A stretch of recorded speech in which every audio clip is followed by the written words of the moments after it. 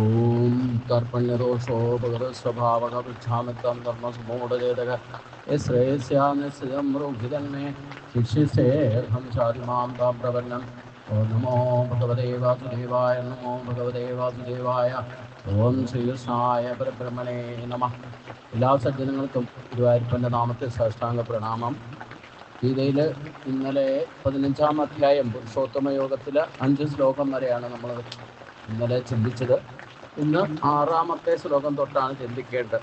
ന തദ് ഭാസേതോ സൂര്യോ ന ശശാങ്കോ ന പാവകത യദ്ഗത്വാന നിവർത്തന്തെ തദ്ധാമ പരമം മമ മമൈവാംശോ ജീവലോകേ ജീവഭൂത സനാതനഃ മനഃഷ്ഠാണി ഇന്ദ്രിയാണി പ്രകടീശാനി കരിഷ്യതി ശരീരം യഥവാത്മോദയച്ഛാപ്യുത്ത ക്രമാദീശ്വരഃ ഏധ്യാനി സംവ്യാധി വായുർഗന്ധാനി വാസയാത് ശ്രോത്രം ചക്ഷുസ്പർശനം ച രസനം ഘ്രാണമേവ ച അധിഷ്ഠായ മനസ്സായം വിഷയാൻ അനുപസേവത ഉത്കാമന്തം ചിദം ഭാവി പുഞ്ചാനം വാ ഗുണാന്വിതം വിമൂഢാൻ ആനുപശ്യന്തി പശ്യന്തി ജ്ഞാനചക്ഷുഷ. ഈ 10 ശ്ലോകങ്ങളാണ് നമുക്ക് ഇന്ന് ചിന്തിക്കേണ്ടത്. നാ തദ് ഭാസയതോ സൂര്യോ ന ശശാങ്കോ ന പാവകഃ യദ്ഗത്വാന നിവർത്തന്തെ തദ്ധാമ പരമം മമ. തദ് സൂര്യ ന ഭാസയതേ ശശാങ്ക ന പാവകന. അതിനെ സൂര്യൻ പ്രകാശിപ്പിക്കുന്നില്ല, ചന്ദ്രനും അഗ്നിയുമില്ല. യദ്ഗത്വാന നിവർത്തന്തേ, യാതൊന്നിനെ പ്രാപിച്ചിട്ട് തിരിച്ചു വരുന്നില്ലയോ. തദ് മമ പരമം ധാമ, പരം ധാമ, അതായത് എൻ്റെ ഉത്തമസ്ഥാനം. ഏതാണ് ഉത്തമസ്ഥാനം? അതാണ് ഇന്നലെ നമ്മൾ 5-ാമത്തെ ശ്ലോകത്തിൽ പഠിച്ചത്. ഈ അധ്യായത്തിൻ്റെ എന്നല്ല, ഗീതയുടെ തന്നെ ജീവൻ മുക്ത ഭാവം എന്താണെന്ന് ഒരൊറ്റ ശ്ലോകത്തിലൂടെ എസൻസ് ആയിട്ട് ഭഗവാൻ പറഞ്ഞു. നിർമ്മാനമോഘാദിതസംഗദോഷാധ്യാത്മ നിത്യാവിനിമർത്തമാ കാമക ദ്വന്ദ്വൈർവിമുക്ത സുഖദുഃഖ സഞ്ജയ് ഗച്ഛന്റെ മൂഢാപദം അവ്യയം തത്. ആ പദം, പരമപദം, ജീവൻ മുക്ത ഭാവത്തെയാണ് ഇവിടെ ഉത്തമ സ്ഥാനം എന്ന് പറഞ്ഞത്. ഏത്? തത് സൂര്യോ ന ഭാസയതേ, ആ സ്ഥാനത്തെ ഒരു സൂര്യൻ പ്രകാശിപ്പിക്കുന്നില്ല. അതിനെ നാശരഹിതമായ പരമപദത്തെ, അതായത് പറഞ്ഞു ഇന്നലെ, നിർമ്മാനമോഘാദിതസംഗദോക്ഷാധ്യാത്മ നിത്യാവിനിവർത്തകാമക ദ്വന്ദ്വൈർവിമുക്ത സുഖദുഃഖ സഞ്ജയ് ഗത്യന്ത മൂഢാപദം അവ്യം തത്. ഏത് പദം? അതാണ് പരമപദം. ആ പരമപദത്തെ സൂര്യചന്ദ്രാദി നക്ഷത്ര ഗോളങ്ങളോ മറ്റ് ഒരു ശക്തിയും പ്രകാശിപ്പിക്കുന്നില്ല. അതാണ് പരമമായ പദം, അതാണ് ഈശ്വരന്റെ സ്ഥാനം, അതാണ് ഊർധ്വമൂലത്തിലിരിക്കുന്നത്. അതിലേക്കാണ് മനുഷ്യജന്മത്തിലൂടെ നമ്മൾ എത്തേണ്ടതും. മനുഷ്യജന്മം തന്നെ എത്ര എത്ര എത്ര എത്ര എത്ര കടമ്പകൾ കടന്നിട്ടാണ് നമ്മൾ ദൈവീയ സമ്പത്തിനും ആസുരീ സമ്പത്തിനും തുല്യമായി അർഹതയോട് കൂടി വന്നിരിക്കുന്നത്. ഇതിൽ ദൈവീയ സമ്പത്തിനെ യോഗ്യത കൊണ്ട് നേടണം. 50% നമുക്ക് തന്നിട്ടുണ്ട്, അത് പോഷിപ്പിക്കാൻ പറഞ്ഞിട്ടുണ്ട്. എങ്ങനെ പോഷിപ്പിക്കേണ്ടതെന്നും കർമ്മയോഗത്തിൽ പറഞ്ഞു. ദേവാൻ ഭാവയതാനേനതേ ദേവ ഭാവയന്തുവാഹ പരസ്പരം ഭാവയന്തക ശ്രേയ പരമാപ്സ്യതാം എന്ന് പറഞ്ഞു. ദേവൻ എങ്ങനെയാണോ നമ്മളെ പോഷിപ്പിച്ച് പരിപാലിച്ച് ഇതുവരെ എത്തിച്ചത്, അതേ തത്വത്തിലൂടെ ദേവന്മാരെ പോഷിപ്പിക്കുക എന്ന് പറഞ്ഞാൽ, നമ്മുടെ ശരീരത്തിൽ ഈശ്വര ശക്തി ദൈവിക സമ്പത്തുണ്ട്. ആ ദൈവിക സമ്പത്തിനെ ഇന്ദ്രിയ മനോശക്തികളിൽ ഭൂമിരാപോ അനുരൂപായുധം മനോബുദ്ധിരേവത എന്ന് പറഞ്ഞ 8 തത്വങ്ങളിൽ ഒതുക്കിക്കൊണ്ട് ആ ശക്തിയെ ദൈവിക സമ്പത്തിനെ പ്രകാശിപ്പിച്ചിട്ടുണ്ട്. അതിനെ പോഷിപ്പിക്കൂ. അതാണ് നിത്യനൈമിത്യ കർമ്മത്തിലൂടെ ചെയ്യേണ്ടത്. അത് ചെയ്താൽ മാത്രമേ ഈ നശിച്ചു പോകുന്ന ശരീരത്തെ പോലും കാലത്തിനനുസരിച്ച് രക്ഷിക്കാൻ സാധിക്കൂ. ആ നാശരഹിതമായ ആ ദൈവിക സമ്പത്തിനെയാണ് പോഷിപ്പിക്കേണ്ടത്. അതാണ് പരമപദത്തിലേക്കുള്ള നാഴികക്കല്ലായിട്ട് മാർഗദർശനത്തിന് നമ്മളെ സഹായിക്കുക. അതുകൊണ്ട് ദൈവിക സമ്പത്തിനെ പോഷിപ്പിക്കാൻ വേണ്ടിയിട്ട് വിശേഷ ബുദ്ധി കൊണ്ട് ആസുരി സമ്പത്തും തന്നിട്ടുണ്ട്. ആസുരി സമ്പത്തിനെ ആശ്രയിക്കുന്നതെല്ലാം ദോഷങ്ങളും പ്രശ്നങ്ങളും ദുഃഖം ആണെന്ന് മാത്രമല്ല, അത് നമ്മളെ കർമ്മബന്ധനത്തിലേക്ക് നയിച്ച് വീണ്ടും വീണ്ടും ജന്മങ്ങളിലേക്ക് നയിക്കാനിടവരും. അതുകൊണ്ട് ദൈവിക സമ്പത്തിനെയാണ് പോഷിപ്പിക്കേണ്ടത്. അത് നമ്മുടെ ഇന്ദ്രിയ മനോബുദ്ധികളിൽ അന്തര്യാമിയായിട്ട് ഇരിക്കുന്നുണ്ട് ആ ശക്തി. ആ ഇന്ദ്രിയ മനോബുദ്ധികളെ കൊണ്ടാണ് നമ്മൾ നിത്യനൈമിത്യ കർമ്മങ്ങൾ എന്ത് ചെയ്താലും, എന്ത് പറഞ്ഞാലും, എന്ത് പ്രവർത്തിച്ചാലും അതിനെ പോഷിപ്പിക്കുന്ന വിധത്തിലുള്ള കർമ്മത്തെ യോഗമാക്കണം. അതാണ് കർമ്മയോഗം. അല്ലാതെ ഭൗതികമായിട്ടുള്ള ഇന്ദ്രിയ ഭോഗസുഖങ്ങൾക്ക് വേണ്ടിയിട്ട് വെട്ടിപ്പിടിക്കാൻ വേണ്ടിയിട്ട് ശരീരം കൊണ്ട് ചെയ്യുന്നതൊന്നും ശാശ്വതമായ ശാന്തിയും സമാധാനവും നമുക്ക് നൽകില്ല. അതിനു വേണ്ടിയിട്ട് ഈശ്വരനെ ആശ്രയിച്ചാലും ലഭിക്കില്ല. കാരണം അതൊക്കെ നശിക്കുന്നതാണ്, പ്രേയസായിരിക്കും. ശ്രേയസ് എന്ന് പറയുന്നത് ഈ പരമപദത്തിലുള്ളത് മാത്രമേ ഉള്ളൂ. അപ്പൊ അങ്ങോട്ട് എത്തിക്കണമെങ്കിൽ ഈ ഗർഭബന്ധനത്തിൽ പെടാതെ സൂക്ഷിക്കണം. ഇല്ലെങ്കിൽ വീണ്ടും വീണ്ടും പൊട്ടിമുളയ്ക്കും. ഈ ദൈവീയ സമ്പത്തിനെ പോഷിപ്പിക്കാൻ വേണ്ടിയിട്ട് ബാക്കിയുള്ളതിൽ വിരക്തി ഉണ്ടാക്കിക്കൊണ്ട് നിരന്തരമായ അഭ്യാസം വേണമെന്നും പറഞ്ഞു. ദൃഢവൈരാഗ്യം കൊണ്ടും തുടർച്ചയായിട്ടുള്ള അഭ്യാസം കൊണ്ടും മാത്രമേ ഈ ദൈവിക സമ്പത്തിനെ പോഷിപ്പിച്ച് പരമപദ പ്രാപ്തിയിലേക്ക് എത്താൻ സാധിക്കൂ. നമ്മുടെ ശുദ്ധീകരണത്തിന്റെ, സ്വഭാവ ശുദ്ധീകരണത്തിന്റെ ഏറ്റവും വലിയ ശ്രേഷ്ഠതയാണ് ഒറ്റ ശ്ലോകത്തിൽ പറഞ്ഞത്. നിർമ്മാനമോഹാജിതസംഗദോഷ അധ്യാത്മ നിത്യ വിനിവർത്തകാമക ദ്വന്ദ്വൈർവിമുക്ത സുഖദുഃഖ സഞ്ജയ ഗച്ഛന്തി മൂഢ പദമംപ്യം തത്. അതാണ് നാശരഹിതമായ പദം. അതിനെ സൂര്യനോ ചന്ദ്രനെയോ അഗ്നിയെയോ പ്രകാശിപ്പിക്കുന്നില്ല എന്ന് മാത്രമല്ല, ഇന്ദ്രിയ ഇല്ലെങ്കിൽ ഈ പ്രപഞ്ചത്തിലുള്ള സൂര്യചന്ദ്രാദി നക്ഷത്ര കോളങ്ങൾക്കോ മറ്റൊന്നിനും അതിനെ പോഷിപ്പിക്കാൻ സാധ്യമല്ല, അതിനെ പ്രകാശിപ്പിക്കാൻ സാധ്യമല്ല. യാതൊന്നിനെ പ്രാപിച്ചാൽ പിന്നെ ആരും തിരിച്ചു വരുന്നില്ലയോ, അതാണ് ഉത്തമസ്ഥാനം, അതാണ് ശ്രേഷ്ഠമായ പദം, അതാണ് ഊർധ്വമൂലത്തിൽ വിരാജിക്കുന്നത്. ഇനി ബ്രഹ്മാവിന്റെ പദവി വരെ എത്തിയാൽ പോലും പുനരാവർത്തനത്തിന് വിധേയം. അപ്പൊ അതിനപ്പുറത്തേക്ക് എത്തിക്കാനാണ് ഭഗവാൻ ശ്രമിക്കുന്നത്. ഇതേ ആശയം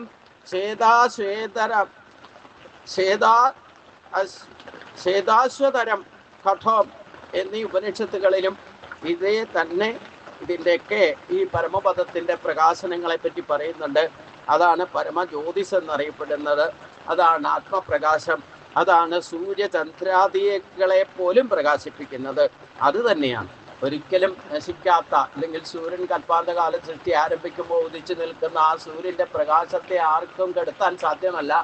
ആ നാശരഹിതമായ പ്രകാശം സൂര്യന് കൊടുത്തിരിക്കുന്നതും ഈ പരമപദം ഊർധ്വമൂലത്തിലുള്ള ഭഗവാൻ ബ്രഹ്മം തന്നെയാണ്, ഈശ്വരൻ തന്നെയാണ്, അത് തന്നെയാണ്. അതിനാൽ ആ പരമജ്യോതിസിനെ പ്രകാശിപ്പിക്കാൻ യാതൊരു മറ്റൊന്നിനും ആശ്രയിക്കേണ്ടതായിട്ടില്ല. മറ്റൊരു ആശ്രയ കേന്ദ്രമില്ല, മറ്റൊരു ജ്യോതിസും അതിനപ്പുറത്തേക്കില്ല എന്നാണ് ഉറപ്പിക്കേണ്ടത്. മമൈവാംശേ, പക്ഷെ എന്താ കുഴപ്പം? മമൈവാംശോ ജീവലോകേ ജീവഭൂത സനാതനക മന ഷഷ്ടാനി ഇന്ദ്രിയാണി പ്രകൃതി സാനീകരിഷതി. മമ ഏവ സനാതനക അംശഃ, എൻ്റെ തന്നെ നിത്യമായിരിക്കുന്ന അംശം ഈ ജീവലോകേ ജീവഭൂതക, എൻ്റെ തന്നെ ഈ അംശം തന്നെ ജീവലോകത്തിൽ ജീവാത്മാവായിട്ട് പ്രകൃതിസ്ഥാനി, പ്രകൃതിയിൽ സ്ഥിതി ചെയ്യുന്നതായിരിക്കുന്ന മനഃഷ്ടാനീന്ദ്രിയാണി, മനസ്സ് ആറാമത്തേതായിട്ടുള്ള ഇന്ദ്രിയങ്ങളെ ആകർഷിക്കുന്നു. കർഷതി എന്ന് പറഞ്ഞാൽ ആകർഷിക്കുന്നു. അതായത് ആറാമത്തെ ഇന്ദ്രിയമാകുന്ന മനസ്സ്, അതിൻ്റെ പിന്നാലെ ഇന്ദ്രിയങ്ങള് ഓട്ടോമാറ്റിക്കായിട്ട് ഈ പ്രകൃതി വസ്തുക്കളിലേക്ക് ആകർഷിക്കപ്പെടും. കാരണം പ്രകൃതിയിൽ നിന്ന് അഷ്ടവസ്തുക്കൾ എന്ന് പറഞ്ഞാൽ ഈ ഭൂമിരാപോ അനലോപായുക്കം മനോബുദ്ധിരയേവജ, ആ മനസ്സും ബുദ്ധിയും അഹങ്കാരവും അതോടൊപ്പം പ്രകൃതി വസ്തുക്കൾ, അതായത് പഞ്ചഭൂതങ്ങള്, ഇത് എപ്പോഴും ശരീരത്തിൽ ഉള്ളിടത്തോളം കാലം ഈ മനസ്സ്, അതിൽ പ്രവർത്തിക്കുന്ന പഞ്ചേന്ദ്രിയങ്ങളുടെ മുകളിൽ പ്രവർത്തിക്കുന്ന മനസ്സ് എപ്പോഴും എന്തിലേക്ക് ആകർഷിക്കപ്പെടും? എൻ്റെ തന്നെ സനാതനമായിരിക്കുന്ന അംശം ഈ ജീവലോകത്തിൽ ജീവാത്മാവായി ഭവിച്ചിട്ട് പ്രകൃതി ചെയ്യുന്ന മനസ്സിനെയും അഞ്ചിന്ദ്രിയങ്ങളെയും തന്നിലേക്ക് ആകർഷിക്കുന്നു. മനസ്സിനെയും അഞ്ച് ജ്ഞാനേന്ദ്രിയങ്ങളെയും എന്ന താല്പര്യം. സംസാരത്തിൽ കർത്തവ്യം ഭോക്താവായിരിക്കുന്ന ജീവൻ പരമാത്മാവിന്റെ സനാതനമായ അംശം തന്നെയാണ്. അത് ജലത്തിൽ കാണുന്ന സൂര്യബിംബം പോലെയാണെന്നും ആ പ്രതിബിംബം സൂര്യന്റെ അംശം തന്നെയാണെന്നും ജലത്തെ നീക്കിയാൽ പ്രതിബിംബം സൂര്യനെ തന്നെ പ്രാപിച്ച് സ്വരൂപമായി സ്ഥിതി ചെയ്യുന്നത് പോലെ എന്ന് ശങ്കരാചാര്യ വ്യാഖ്യാനിച്ചിട്ടുണ്ട്. അതായത് 1000 കുടങ്ങളിൽ സൂര്യൻ ഉദിച്ചു നിൽക്കുന്ന സമയത്ത് 1000 കുടങ്ങളിൽ വെള്ളം നിറച്ച് വെച്ചിട്ട് നോക്കിയാൽ എല്ലാ കുടങ്ങളിലും നമുക്ക് സൂര്യനെ കാണാൻ സാധിക്കും. അപ്പോൾ ഈ 1000 കുടങ്ങളിലും 1000 സൂര്യന്മാരെ കണ്ടാലും യഥാർത്ഥത്തിൽ പ്രകാശിക്കുന്ന സൂര്യബിംബത്തിന്റെ പ്രതിബിംബമാണ് ഇവിടെ ഉള്ളത്. ഈ കുടങ്ങളിലെ ജലവും കുടമോ തച്ചുടച്ച് കളഞ്ഞാലോ പിന്നെ യഥാർത്ഥ സൂര്യൻ മാത്രമേ ബാക്കിയുള്ളൂ. അതേപോലെ ജീവാത്മാക്കളെ ഓരോ ശരീരത്തിലും പ്രകാശിക്കുന്നത് ഈ പരമാത്മാവിന്റെ അംശമാകുന്ന ആ പ്രതിബിംബങ്ങളാണ് ഓരോ ശരീരത്തിലും കാണുന്നത്. ആ ശരീരം പോയാലോ പിന്നെ പരമാത്മാവ് മാത്രമേ ബാക്കിയുണ്ടാവുള്ളൂ. അതുകൊണ്ട് ഒരിക്കലും നശിക്കാത്തതായിരിക്കുന്ന ആ പരമജ്യോതിസിലേക്ക് എത്താനാണ് മനുഷ്യനോട് ഭഗവാൻ പറയുന്നത്. അപ്പൊ അതിനെ എപ്പോഴും ആകർഷിച്ചുകൊണ്ടിരിക്കുന്നതും ഈ പരമമായതിലേക്ക് തന്നെയാണ്. കാരണം ഇവിടെ അടിസ്ഥാനപരമായിട്ട് 5 ഭൂതങ്ങളെയും അതിൽ നിന്ന് 5 ഗുണങ്ങളും അനുഭവിക്കുന്ന വിധത്തിലുള്ള 5 ജ്ഞാനേന്ദ്രിയങ്ങളെയും അതിനെ നയിക്കുന്ന മനസ്സും എപ്പോഴും ടോട്ടലി ആകർഷിച്ചു കൊണ്ടിരിക്കുന്ന ഈ ജീവാത്മാവിൽ ഡിപ്പെൻഡായിട്ട് നിൽക്കും. ഈ ജീവചൈതന്യം എപ്പോഴും പരമാത്മാവിന്റെ അംശമായതുകൊണ്ട് അതിലേക്ക് ആകർഷിക്കപ്പെടും. നമ്മൾ അറിയാതെ തന്നെ അതുമായിട്ട് ബന്ധപ്പെട്ട് അല്ലാതെ ഒരു നിരീശ്വരവാദിക്കും ഒരു യുക്തിവാദിക്കും ഒരു ജീവജാലങ്ങൾക്കും ഈ പ്രപഞ്ചത്തിൽ ചലിക്കാൻ സാധ്യമല്ല. അപ്പൊ അതുകൊണ്ട് അത് പരമമായ ജ്യോതിസാണ്. അത് നമ്മുടെ ശരീരത്തിൽ ജീവാത്മാവായിട്ടുന്ന ശരീരം യഥമാപ്നോതി യച്ഛാക്യുക്ത ക്രമാതീശ്വര ഗ്രഹിതാനി സംപ്യാതി വായുർഗന്ധാനിവാസയാത്. ഈശ്വര യത് ശരീരം, ഈശ്വരൻ എപ്പോൾ ശരീരത്തെ അവാത്മോതി പ്രാപിക്കുന്നുവോ, യത് അപി ഉത്ക്രാമന്തം എപ്പോൾ വിട്ടുപോകുകയോ ചെയ്യുന്നുവോ, തഥാ വായു ആശയത് ഗന്ധാൽ ഇവ എപ്പോൾ വിട്ടുപോകുകയും ചെയ്യുന്നുവോ അപ്പോൾ വായു സ്ഥിതി ചെയ്യുന്ന സ്ഥാനത്ത് നിന്നും ഗന്ധങ്ങളെ എന്ന പോലെ ഏതാനി ഗ്രഹിത്വ സംവ്യാധി ഇവയെ എടുത്തു കൊണ്ടുപോകുന്നു. അതായത് ഈശ്വരൻ ശരീരത്തിന് നാഥനായിരിക്കുന്ന ജീവൻ. ഈശ്വരൻ ആരാണ്? നമ്മുടെ ഈ ശരീരത്ത് തന്നെ വസിക്കുന്ന ജീവനെയാണ് ഈശ്വരൻ എന്ന് പറയുന്നത്. അപ്പൊ ശരീരത്തെ ഈ ജീവൻ പ്രാപിക്കുമ്പോഴും ശരീരം കേടുവന്ന് ജീർണിച്ച് അതിൽ നിന്ന് ജീവൻ വിട്ടുപോകുമ്പോഴും വായു പുഷ്പങ്ങളിൽ നിന്ന് ഗന്ധങ്ങളെ എന്ന പോലെ, അതായത് വായു എപ്രകാരമാണോ പുഷ്പത്തെ ഗന്ധത്തെ കാറ്റടിക്കുന്നതനുസരിച്ച് എടുത്തുകൊണ്ട് പോകുന്നത്, അതേപോലെ മനസ്സിനെയും ഇന്ദ്രിയങ്ങളെയും എടുത്തുകൊണ്ട് പോകും. എങ്ങോട്ട് എടുത്തുകൊണ്ട് പോകും? ജീവാത്മാവ് ഒരു ശരീരം വിട്ടുപോകുമ്പോൾ മനസ്സിനെയും ജ്ഞാനേന്ദ്രിയങ്ങളെയും എടുത്തുകൊണ്ട് പോകുന്നു. ഒരു ശരീരത്തിൽ പ്രവേശിക്കുമ്പോഴും പൂർവ്വവാസനകളോട് കൂടിയ മനസ്സും ഇന്ദ്രിയങ്ങളുമാണ് ആ ശരീരത്തെ പ്രവേശിക്കുക.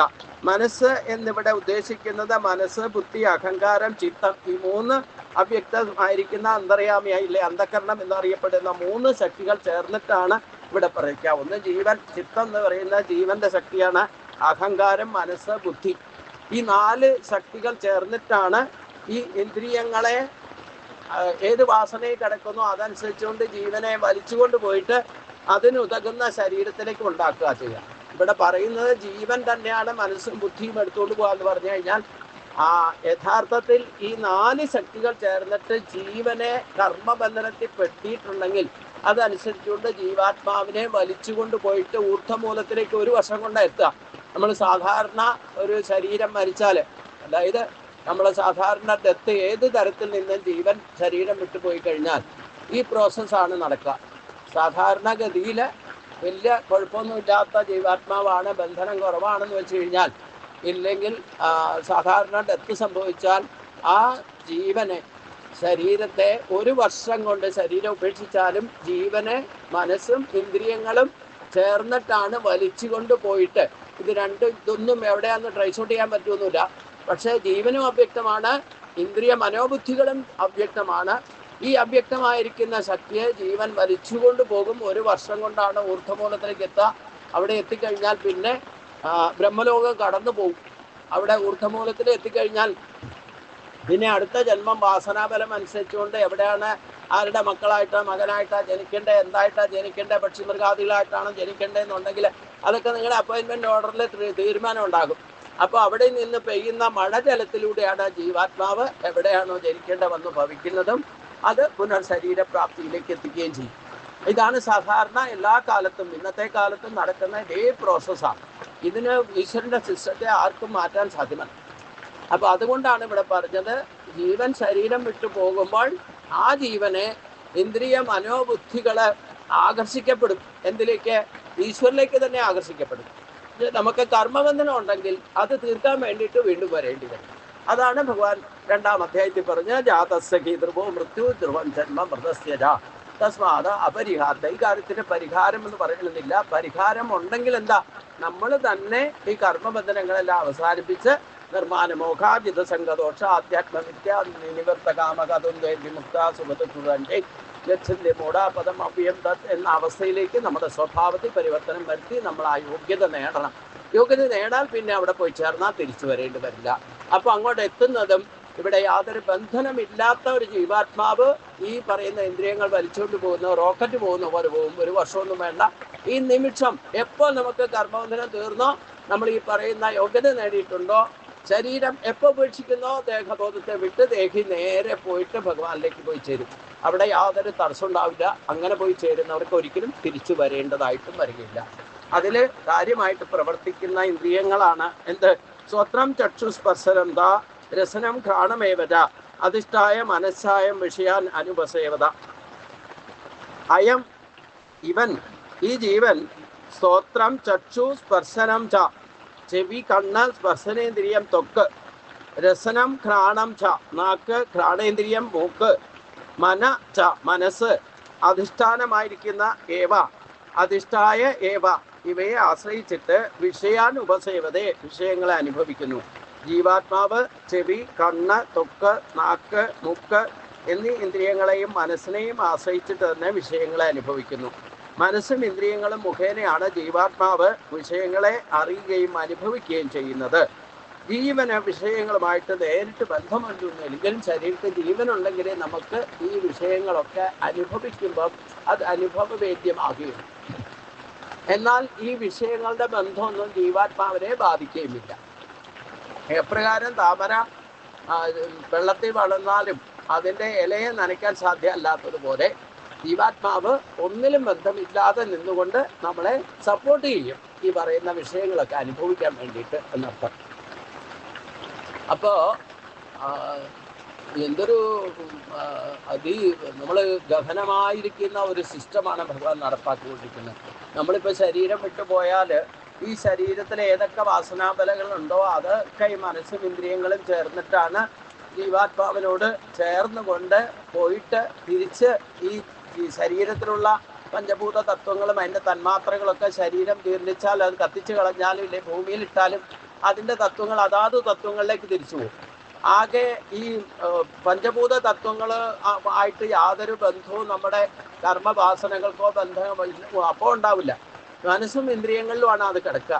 പിന്നെ തിരിച്ച് ജന്മം കിട്ടണമെന്നുണ്ടെങ്കിൽ ആ ജീവാത്മാവ് തിരിച്ചു വരുമ്പോൾ ശരീരപ്രാപ്തിയിലേക്ക് വരുമ്പോൾ ഈ പ്രകൃതിയിൽ നിന്ന് തന്നെ പഞ്ചഭൂതങ്ങളിൽ നിന്നാണ് നാം ജീവാത്മാവ് അനുഭവിക്കാൻ തക്കമുള്ള ശരീരത്തെ പ്രാപ്തിയിലേക്ക് എത്തിക്കുന്നത്.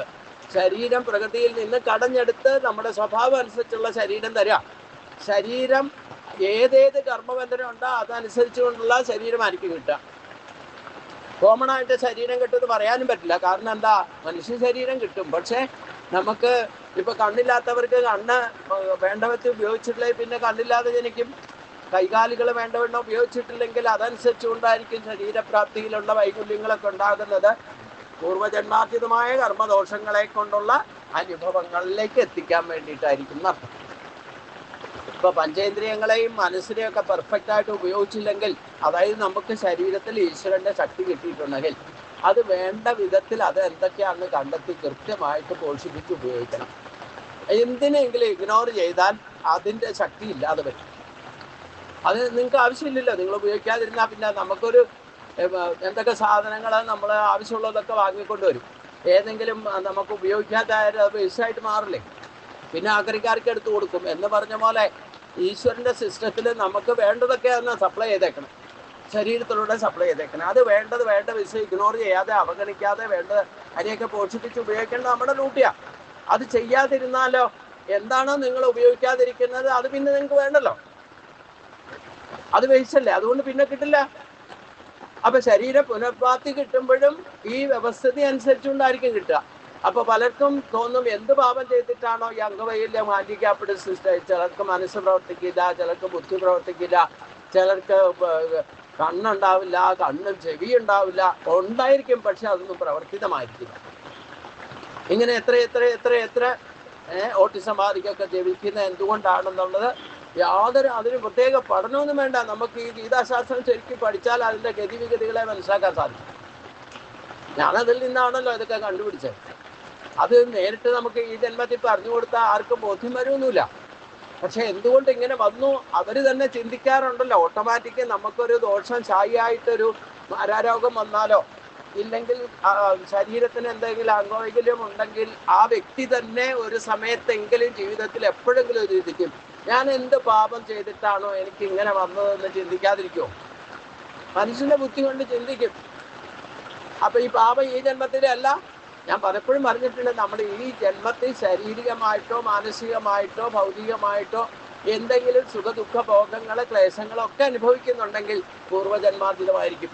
ഈ ജന്മം നിങ്ങൾ ചെയ്യുന്നതിന്റെ ഫലം അടുത്ത ജന്മത്തിലേ കിട്ടൂ. അപ്പൊ അതുകൊണ്ട് ഉക്കാമന്തം സിതം ഭാവി മുഞ്ചാനം വാ ഗുണാനിതം വിമൂഢാൻ ആനു പശ്യന്തി ജ്ഞാനചക്ഷുഷ. ഈ ഒരു സംഗതി ജ്ഞാനചക്ഷുഷുകളെ കൊണ്ട് നമ്മൾ അറിയണം എന്നാണ് പറയുന്നത്. ഇന്ദ്രിയ മനോബുദ്ധികളിൽ പ്രവർത്തിക്കുന്ന അന്ധകരണ ശക്തി പ്രവർത്തിച്ചാൽ ജ്ഞാനചക്ഷുഷുകൾ ഭഗവാന്റെ കൃപ എപ്പോൾ ലഭിക്കുന്നോ ഇതൊക്കെ തിരിച്ചറിയാൻ സാധിക്കും. അതാണ് ഭഗവാൻ 10-ാം അധ്യായത്തിൽ പറഞ്ഞതും. തേഷാമേവ അനുകമ്പാർത്ഥം അഹം അജ്ഞാനജന്തമ നാശയൻ ആത്മഭാവസ്ഥോ ജ്ഞാനദീപേന ഭാസത എന്ന് പറഞ്ഞത് ഈ തത്വത്തിൽ തന്നെ. അതുകൊണ്ട് ഉത്കാമന്തം സിതം വാവി പുഞ്ഞാനം വാ ഗുണാന്യതം വിമൂഢ നാനുപശ്യന്തി പശ്യന്തി ജ്ഞാനചക്ഷുഷ. ഉത്കാമന്തം ദേഹം വിട്ടുപോകുന്നവനായിട്ടോ സ്ഥിതം വാം ദേഹത്തിൽ സ്ഥിതി ചെയ്യുന്നവനായിട്ടോ പുഞ്ചാനം വാ വിഷയങ്ങളെ അനുഭവിക്കുന്നവനായിട്ടോ ഗുണാന്യതം വാ ഈ ത്രിഗുണങ്ങളോട് കൂടിയവനായിട്ടോ വിമൂഢ അനുപശ്യന്തി. മൂഢന്മാർ ജീവാത്മാവിനെ കാണുന്നില്ല. ജ്ഞാനചക്ഷുഷ ജ്ഞാനദൃഷ്ടിയോട് കൂടിയാൻ മാത്രം കാണുന്നു. ദേഹം വിട്ടുപോകുന്നവനായിട്ടോ ദേഹത്തിൽ സ്ഥിതി ചെയ്യുന്നവനായിട്ടോ വിഷയങ്ങളെ അനുഭവിക്കുന്നവനായിട്ടോ ത്രികടങ്ങളോട് കൂടിയവനായിട്ടോ മൂഢന്മാർ ജീവാത്മാവിനെ ഒരിക്കലും കാണില്ല. ഇതിനെല്ലാം കാരകൻ ഇല്ലെങ്കിൽ ഇതിനെല്ലാം ആ ബേസിക് തിയറി ആയിട്ട് ആശ്രയമായിട്ട് നിൽക്കുന്ന ജീവാത്മാവാണ് എന്നുള്ളത് അത് അവ്യക്തമായതുകൊണ്ട് ഈ മൂഢത എന്ന് പറഞ്ഞാൽ എന്താ? അവ്യക്തമായിരിക്കുന്നത്. അത് ആർക്കും പ്രമാണമായിട്ടോ അല്ലെങ്കിൽ പ്രത്യക്ഷത്തിൽ അറിയാൻ സാധ്യമല്ല. അതുകൊണ്ട് അത് അറിയണമെന്നുണ്ടെങ്കിൽ അവ്യക്തമായിരിക്കുന്ന ഈ ശക്തിയെ മനസ്സിലാക്കണം. ജീവാത്മാവും പരമാത്മാവും ഒന്ന് തന്നെയാണ്.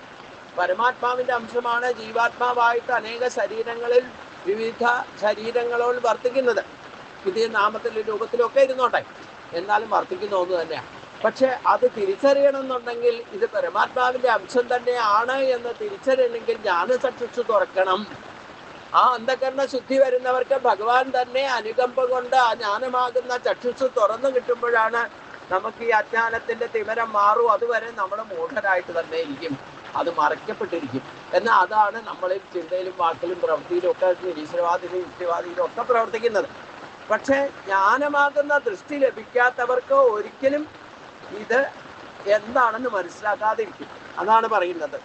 ദേഹം വിട്ടുപോകുന്നവനായിട്ടോ ദേഹത്തിൽ നിന്ന് ജീവൻ വിട്ടുപോകുന്ന ശക്തിയായിട്ടോ ദേഹത്തിൽ സ്ഥിതി ചെയ്യുന്നവനായിട്ടോ അതാണ് ഈ ത്രിഗുണങ്ങളുടെ ഭാവങ്ങളായിട്ട് നമ്മുടെ സ്വഭാവമായിട്ട് പ്രവർത്തിക്കുന്നത് എന്ന് ജീവാത്മാവിൻ്റെ വിവിധ ഭാവങ്ങളാണ് എന്ന് മൂഢന്മാർ ഒരിക്കലും തിരിച്ചറിയില്ല. അതിനൊക്കെ ജീവാത്മാവിനെ തന്നെ ശരീരത്തിലിരിക്കുന്ന ജീവാത്മാവിനെ കാണില്ല എന്നർത്ഥം, അറിയില്ല എന്നർത്ഥം. അതിന് തന്നെ തൻ്റെ ശരീരത്തിലിരിക്കുന്ന ജീവാത്മാവിനെ തന്നെ തിരിച്ചറിയണമെങ്കിൽ ജ്ഞാനമാകുന്ന ദൃഷ്ടി തുറക്കണം എന്നാണ് ഭഗവാൻ പറഞ്ഞത്. ആ ജ്ഞാനദൃഷ്ടി തുറക്കാത്തിടത്തോളം കാലം ഒരിക്കലും നമുക്ക് തന്നെ ശരീരത്തിലിരിക്കുന്ന ജീവാത്മാവിനെ അറിയില്ല. അതറിഞ്ഞാലോ ജീവാത്മാവ് തന്നെയാണ് പരമാത്മാവിൻ്റെ ഭാവത്തിലിരിക്കുന്നത് എന്നും തിരിച്ചറിയാൻ സാധിക്കും. അതാണ് ഇതുകൊണ്ട് ഉദ്ദേശിക്കട്ടെ. ജ്ഞാനദൃഷ്ടി തുറക്കാത്തിടത്തോളം കാലം യഥാർത്ഥത്തിൽ ഈശ്വരനെ നമുക്ക് ആർക്കും അറിയാൻ സാധിക്കില്ല. ആ ജ്ഞാനദൃഷ്ടി തുറക്കണമെങ്കിൽ ഭഗവാൻ പ്രാപ്തിക്കുള്ള ബുദ്ധിയോഗത്തെ കിട്ടണം. അത് ഭഗവാന്റെ കൃപ കൊണ്ട് ലഭിക്കുള്ളൂ എന്ന് പറഞ്ഞിട്ടുണ്ട്. 10ാമത്തെ അധ്യായത്തിൽ 10ാമത്തെ ശ്ലോകത്തിൽ ആ ബുദ്ധിയോഗത്തെ യോഗ്യതയുള്ളവർക്ക് ഞാൻ കൊടുക്കുമെന്ന് പറഞ്ഞു. അതാണ് ഗുണദോഷങ്ങളെ തിരിച്ചറിയുക. ദൈവീയ സമ്പത്തും ആസുരീ സമ്പത്തും ജീവാത്മാവും പരമാത്മാവും അനാത്മാവും ദേഹവും ദേഹിയും എന്താണെന്നൊക്കെ തിരിച്ചറിയാൻ സാധിക്കുക ആ ബുദ്ധി ലഭിച്ചാൽ. അതാണ് മേധാബുദ്ധി എന്ന് പറയുന്നത്. ആ മേധാബുദ്ധിക്ക് വേണ്ടിയിട്ടാണ് ഗായത്രി മന്ത്രം ജപിക്കുക, സൂര്യബുദ്ധിയിലേക്ക് എത്തിക്കുക എന്നൊക്കെ പറയുന്നതിൻ്റെ ഉദ്ദേശം ഇത് തന്നെയാണ്. അപ്പോൾ അത് നിത്യസാധനയുടെ ചെയ്ത് എപ്പോൾ ഇതൊക്കെ ചെയ്ത് ബുദ്ധിയോഗത്തെ ഭഗവാന്റെ കൃപ കൊണ്ട് ലഭിച്ചു. പിന്നെ ആ ബുദ്ധിയോഗത്തെ നമ്മൾ എപ്രകാരം ഉപയോഗക്രമം അനുസരിച്ചുകൊണ്ട് യഥാർത്ഥത്തിൽ ജ്ഞാനത്തിന് യോഗ്യതയാകുന്ന ആ വ്യക്തിക്ക് അന്ധകരണ ശുദ്ധി എപ്പോൾ ലഭിക്കുന്നോ അവിടെ ഭഗവാന്റെ അനുകമ്പ ലഭിക്കുമ്പോൾ ഭഗവാൻ തന്നെയാണ് ഈ ജ്ഞാനമാകുന്ന ചക്ഷുസ് തുറന്നു തരിക. അല്ലാതെ നമുക്ക് ഓട്ടോമാറ്റിക് നമുക്ക് സ്വയം ഒന്നും തുറക്കാൻ സാധ്യമല്ല. ഭഗവാന്റെ കൃപ എപ്പോൾ ലഭിക്കുന്നോ അപ്പോൾ തേഷാമേവ അനുകമ്പാർത്ഥം. ഭഗവാന് എപ്പോൾ നമ്മുടെ അനുകമ്പയുണ്ടാകുന്നോ അങ്ങനെയുള്ള ഭക്തർക്ക് ഈ ജ്ഞാനമാകുന്ന ചക്ഷുസ് അന്തര്യാമിയായിട്ട്, അതായത് അന്ധകരണത്തിൽ കൂടെ തന്നെയാണ് ആ ജ്ഞാനത്തെ പ്രകാശിപ്പിക്കുക. അത് നേടിയാൽ മാത്രമേ ജീവാത്മാവും പരമാത്മാവും എങ്ങനെയാണ് എന്താണ് എന്നൊക്കെ ഈശ്വരനെ തന്നെ നമുക്ക് തിരിച്ചറിയാൻ സാധിക്കൂ. അതുവരെ ആർക്കും അറിയാൻ സാധിക്കില്ല എന്ന് പറഞ്ഞതാണ്. അങ്ങനെ അറിയാത്തിടത്തോളം കാലം നമ്മൾ മൂഢന്മാരാണ്, അജ്ഞന്മാരാണ് എന്നർത്ഥം. അപ്പോൾ മനുഷ്യ ശരീരം കിട്ടിയത് കൊണ്ട് ഈ ജ്ഞാനദൃഷ്ടി ഭഗവാന്റെ കൃപ മേടിച്ചത് തുറപ്പിക്കണം. അതിനാണ് ഈ പറയുന്ന ഗീതാശാസ്ത്രം പഠിക്കുന്നതും നിത്യസാധന നിത്യ കർമ്മങ്ങളൊക്കെ ചെയ്യണം, ജപതപാദികൾ ചെയ്യണം. യഥാർത്ഥ അനന്യഭക്തി കൊണ്ട് ഇത് തുറക്കപ്പെടും എന്നൊക്കെ ഭഗവാൻ പറഞ്ഞു തരുന്നത് അതുകൊണ്ടാണ്. അത് ഗുരുവായൂരപ്പൻ്റെ അനുഗ്രഹം കൊണ്ട് നമുക്ക് സാധിക്കട്ടെ എന്ന് പ്രാർത്ഥിച്ചുകൊണ്ട് ഇന്നത്തെ ഭാഗം നമുക്കിവിടെ സമർപ്പിക്കാം. ഈ 5 ശ്ലോകങ്ങളൊന്നും പാരായണം ചെയ്തുകൊണ്ട് നമുക്ക് ഇന്നത്തെ ഭാഗം അവസാനിപ്പിക്കാം. ന തത് ഭാസയതോ സൂര്യോ ന ശശാങ്കോ ന പാവകഃ യദ്ഗത്വാ ന നിവർത്തന്തെ തദ്ധാമ പരമം മമ മമൈവാംശോ ജീവലോകേ ജീവഭൂത സനാതനഃ മനഃഷ്ഠാനീന്ദ്രിയാണി പ്രകടീസാനി കരിഷ്യതി ശരീരം യഥവാത്മോതി യച്ഛാപ്യുത്താക്രമാദീശ്വരഃ ഗൈത്യതാനി സംവ്യാധി വായുഗന്ധാനിവാസയാത് സ്തോത്രം ചക്ഷുസ്പർശനം ച രസനം ഘ്രാണമേവ ച അധിഷ്ഠായ മനസ്സായം വിഷയാൻ അനുപസേവത ഉത്കാമന്തം ചിദം ഭാവി ഭുജാനം വാ ഗുണാന്വിതം വിമൂഢാനാനുപശ്യന്തി പശ്യന്തി ജ്ഞാനചക്ഷുഷ. ഓം തസ്സത്.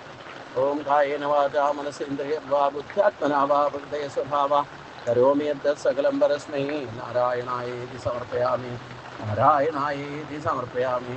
ഓം പീതാംബരം കരവിലാസംകിരക്രം കൗമോദകിം കരച്ചിരം കരുണാസമുദ്രം ദാസകായമതിസുന്ദരമന്ദകാസം അദാലേശമനിശം പ്രതിഭാവയാമി അദാലേശമനിശം പ്രതിഭാവയാമി.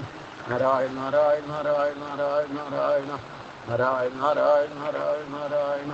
ഗുരുവായൂരപ്പാ ശരണം, ഗുരുവായൂരപ്പാ ശരണം, ഗുരുവായൂരപ്പാ ശരണം. ഓം